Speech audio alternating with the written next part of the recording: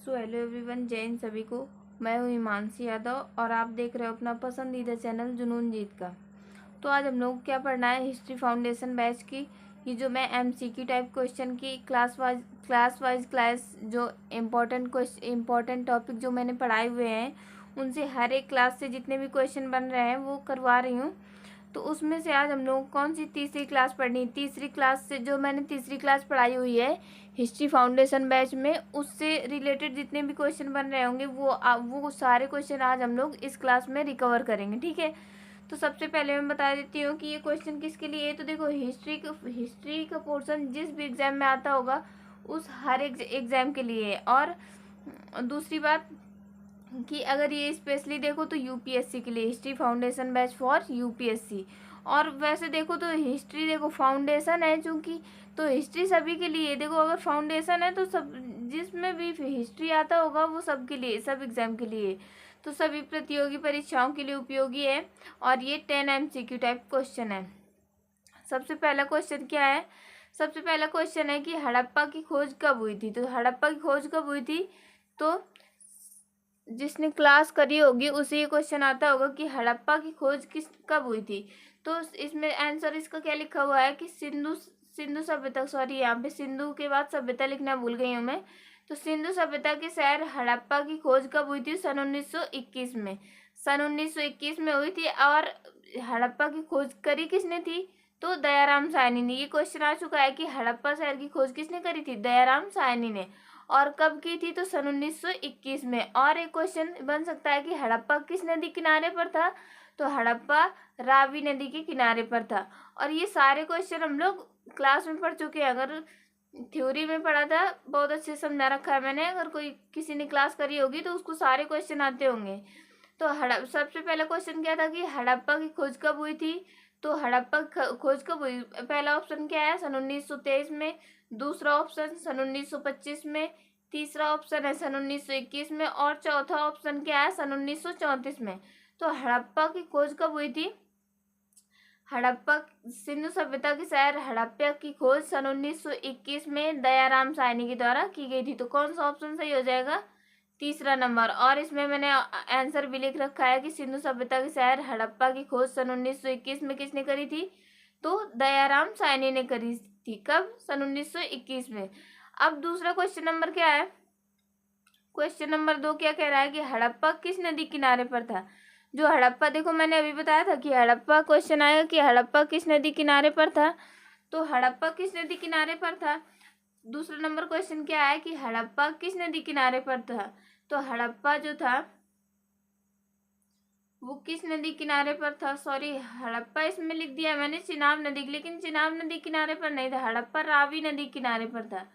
हड़प्पा किस नदी किनारे पर था, तो हड़प्पा रावी नदी के किनारे पर था, चिनाब नदी किनारे पर नहीं था। हड़प्पा शहर जो था वो किस नदी किनारे था, तो रावी नदी के किनारे था। कब इसकी खोज हुई, सन 1921 में। खोज किसने करी, तो दयाराम साहनी ने।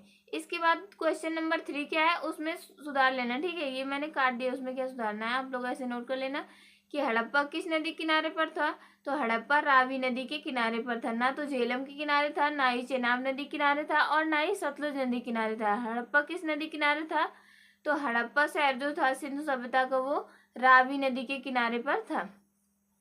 इसके बाद क्वेश्चन नंबर तीसरा क्या है कि कुम्हार का चाक कहाँ पर मिला है। तो देखो, कुम्हार का चाक, श्रमिक आवास, अन्नागार और ओखली, ताबूत, RH-37 कब्रिस्तान और स्वास्तिक चिन्ह, हाथी की खोपड़ी का कंकाल, ये सारी चीजें कहाँ पर मिली हुई हैं, हड़प्पा में मिली हुई हैं। कौन कौन सी, ये सब मैंने क्लास में अच्छे से याद करवा रखा है, क्लास जरूर कर लेना इसको देखने के बाद।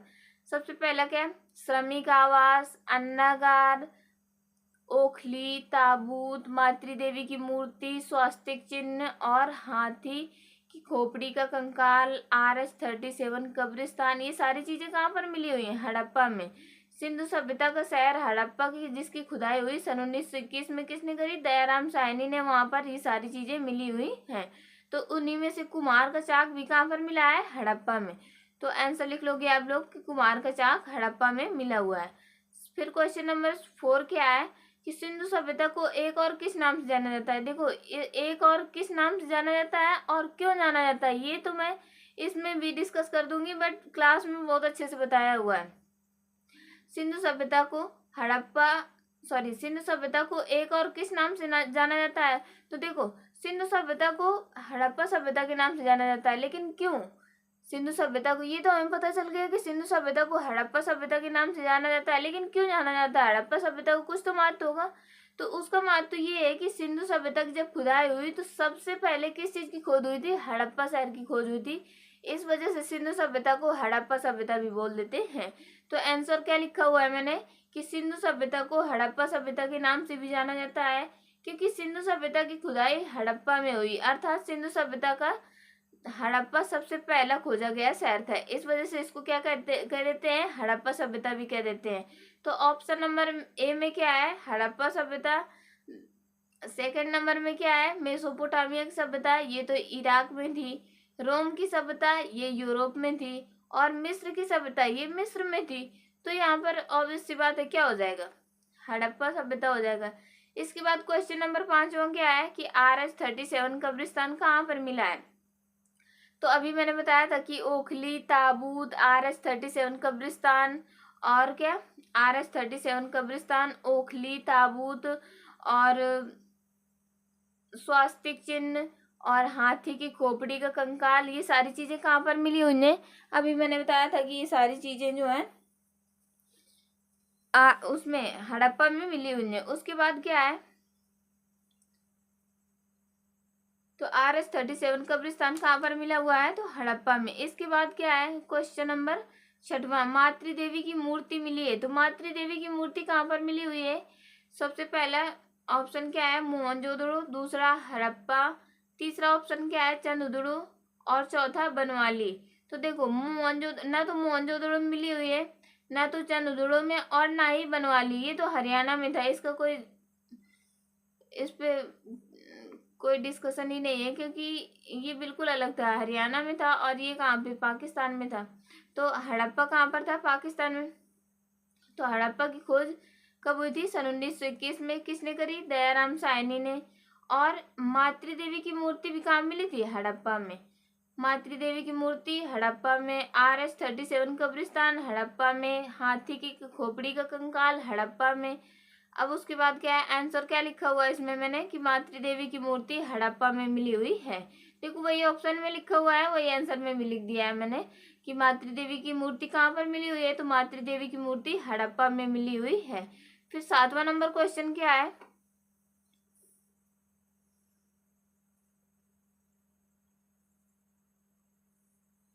क्वेश्चन नंबर 7 क्या है कि स्वास्तिक चिन्ह तथा हाथी की खोपड़ी का कंकाल कहाँ पर मिले हुए हैं? तो हड़प्पा में। मैंने अभी बताया पिछले वाले क्वेश्चन में कि स्वास्तिक चिन्ह पता है क्या होता है? ये स्वास्तिक चिन्ह होता है ऐसे, इसको क्या कहते हैं? स्वास्तिक चिन्ह कहते हैं। तो स्वास्तिक चिन्ह कहाँ पर मिला हुआ है? हड़प्पा में। और हाथी की खोपड़ी का कंकाल भी कहाँ पर मिला हुआ है? तो हड़प्पा में। इसके बाद क्वेश्चन नंबर 8 क्या है कि चंद्रदुर्ग की खोज किसने करी थी? देखो, जैसे हड़प्पा शहर खोजा गया है, तो हड़प्पा शहर की खोज किसने करी थी? दयाराम साहनी ने। और कब करी थी? सन 1921 में। इसके बाद चंद्रदुर्ग शहर खोजा गया सिंधु सभ्यता का, तो इसकी भी तो किसी ने खोज करी होगी। तो चंद्रदुर्ग की खोज किसने करी थी? गोपाल मजूमदार ने। चंद्रदुर्ग की खोज किसने की थी? तो चंद्रदुर्ग की खोज गोपाल मजूमदार ने की थी। इसके बाद क्वेश्चन नंबर 9 क्या है कि चंद्रदुर्ग किस नदी किनारे पर है? तो चंद्रदुर्ग, जैसे वो हड़प्पा कौन सा शहर था? हड़प्पा किस नदी किनारे था? रावी नदी किनारे। वैसे ही चंद्रदुर्ग खोजा गया तो ये भी किसी नदी किनारे होगा। तो चंद्रदुर्ग किस नदी किनारे पर था? तो चंद्रदुर्ग सिंधु नदी के किनारे पर था। और चंद्रदुर्ग जैसे हड़प्पा से क्या मिला? RH-37 कब्रिस्तान, ताबूत, मातृदेवी की मूर्ति, स्वास्तिक चिन्ह, हाथी की खोपड़ी का कंकाल, ये सारी चीजें मिली हुई हैं।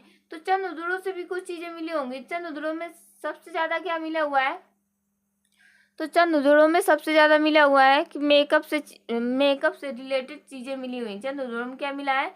मेकअप से रिलेटेड चीजें मिली हुई हैं।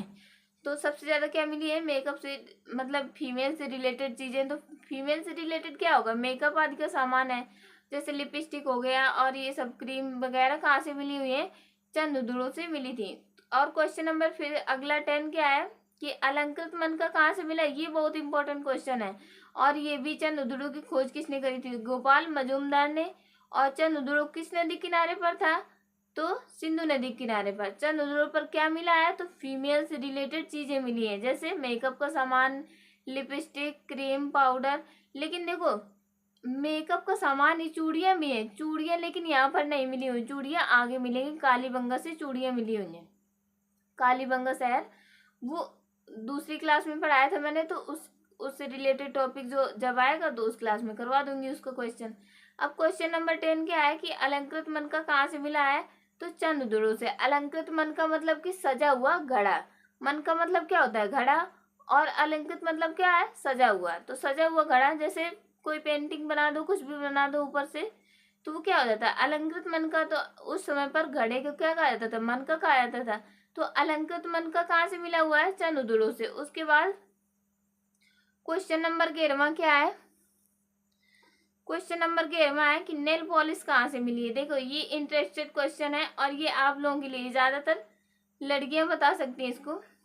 देखो वैसे आंसर तो मैंने इसका पहले से ही बता रखा है, कोई भी क्वेश्चन में देती हूँ तो आंसर तो मैं बता ही देती हूँ, लेकिन हाँ अगर आप लोगों को पहले से आ रहा हो तो इसका आंसर कमेंट बॉक्स में जरूर देना। अगर ना आ रहा हो तो इसके लिए आप यूट्यूब पे जाना और क्या सर्च करना है, history foundation batch, history foundation batch for UPSC, या फिर हिस्ट्री फाउंडेशन बैच जुनून जीत का, इतना सर्च करना। तो उसमें प्ले लिस्ट आ जाएगी, मेरा चैनल आ जाएगा, उसको सब्सक्राइब कर लेना ताकि आपको हर एक क्लास मिलती रहे टाइम से। उसके बाद क्या आएगा, उसके बाद आप लोग प्ले लिस्ट में जाना, उसमें 13 वीडियो की एक प्ले लिस्ट पड़ी हुई है। अब शायद 14 वीडियो हो गए होंगे, 14 वीडियो हो गए होंगे उसमें। तो वो प्ले लिस्ट जाके जरूर देख लेना, उसमें मैंने सारी जितनी क्लासेज हैं वो क्लासेज देख लेना। ज़्यादा से ज़्यादा 30 मिनट की, 35 मिनट की, या फिर 17-18 मिनट की, कोई 20 मिनट की, ऐसी क्लासेज हैं छोटी छोटी। और उनमें मैंने एक एक टॉपिक पढ़े अच्छे से पढ़ाया हुआ है, तो वो आप लोग पढ़ लेना जाके, ठीक है, तो सबको याद हो जाएगा। अब क्वेश्चन नंबर 11 क्या था कि नेल पॉलिश कहाँ से मिली है, तो इसका आंसर आप लोगों को किस में देना है, कमेंट बॉक्स में। और मैं आज आप लोगों को एक कहानी सुनाऊंगी। वो कहानी क्या है, वो कहानी ये है कि एक बुढ़िया थी जो कि बचपन में मर गई। एक बुढ़िया थी जो कि बचपन में मर गई, बस इतनी सी कहानी है। और ये हमारी बुढ़िया है, ये क्या कह रही है कि एक बुढ़िया थी जो बचपन में मर गई। अब भाई इस बुढ़िया से सब लोग बाय कर लो क्योंकि ये तो मर चुकी है बेचारी, ठीक है, तो बाय करो सभी लोग। सारे क्वेश्चन तो खत्म हो गए। तो जय हिंद सभी लोगों को, आज के लिए इतना ही। इसके बाद हम लोग मिलेंगे अगली वीडियो में। तो जय हिंद सभी लोगों को and take care to all of you. Okay bye.